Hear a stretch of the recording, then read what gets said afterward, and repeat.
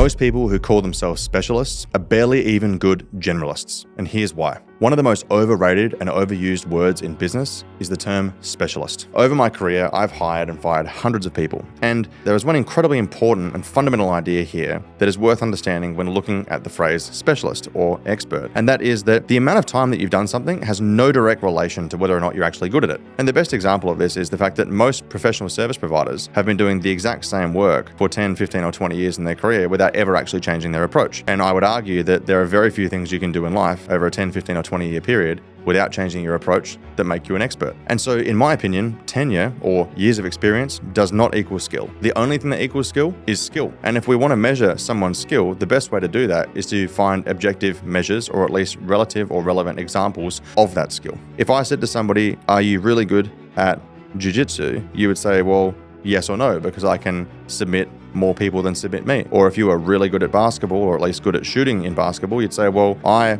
successfully score more goals than the shots that I miss. That is an objective way of measuring whether you are good or bad at a particular skill. In business, it's really hard because most people either don't have any measurable results to use for their skill set, or alternatively, the way that they choose to tell that measurement story isn't necessarily an accurate reflection of the work that they actually did. More often than not, and I like to use this line with resumes or CVs and say that a resume is a journal of where somebody was. It's not a representation of their skill, experience, or their contribution to the results that were achieved.